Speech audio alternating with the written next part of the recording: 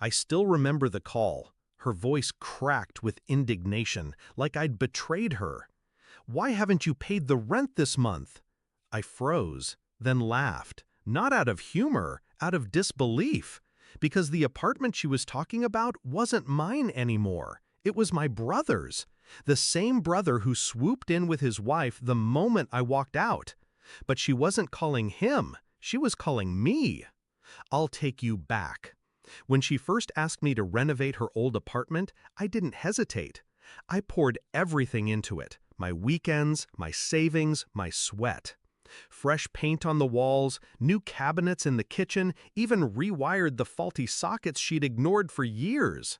When it was done, she looked at it with pride, and for a brief moment I felt like a son who'd finally made her proud. Then came the contract. I thought I'd live there. Affordable rent, she'd said. A way to save money, a way to stay close. But when the papers hit the table, the number was 3 times what we'd agreed on. Triple.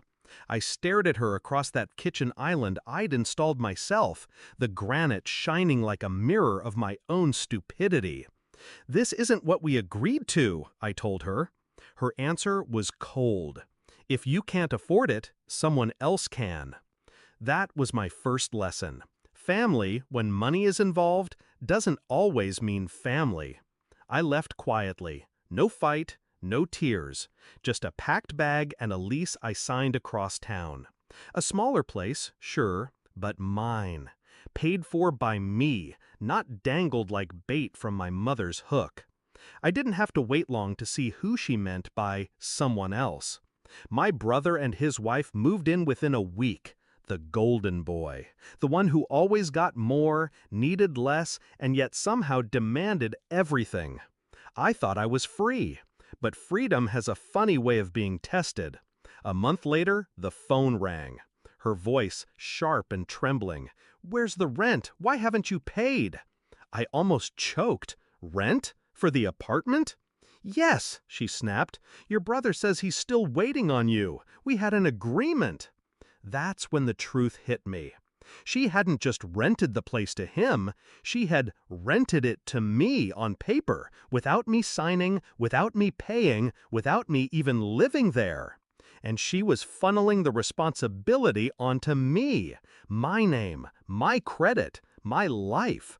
The betrayal was almost elegant. But I didn't shout, I didn't break, I smiled, because I realized something. She still thought I was the same naive son who rebuilt her kitchen for free. She didn't know who she'd created the day she tried to scam me. So I made my move. I asked her, calmly, to send me the agreement. The papers she claimed bound me. Within an hour, they arrived in my inbox. A poorly scanned rental contract, my name typed but not signed. No initials, no signature, nothing legal. I laughed quietly to myself. A forgery without teeth. The next day I made a visit to the landlord's office. The real landlord, the one who technically owned the building. Turns out my mother wasn't even the legal owner anymore. She was leasing it herself, subletting to me, or at least pretending to, and now to my brother. I explained the situation carefully, brought copies, highlighted the missing signature. He wasn't happy, not with me, but with her. She'd been skimming off him too. And that's when I laid out my plan. I didn't attack directly, no. Revenge, real revenge, is quieter, colder. I simply stepped back and let the dominoes fall. The landlord revoked her sublease rights, sent her a letter demanding back rent. Suddenly, she owed thousands she thought she could squeeze from me. My brother, the golden boy, was now living in an apartment that wasn't hers to give. Within weeks, eviction papers followed. And then came the call I'll never forget. Her voice was broken this time, ragged from crying. "They're throwing us out! Your brother has nowhere to go! What did you do?" I said nothing for a long moment. Let her sit in the silence she'd built for herself. Then I answered with the same words she once gave me. "If you can't afford it, someone else can. The fallout was everything I imagined.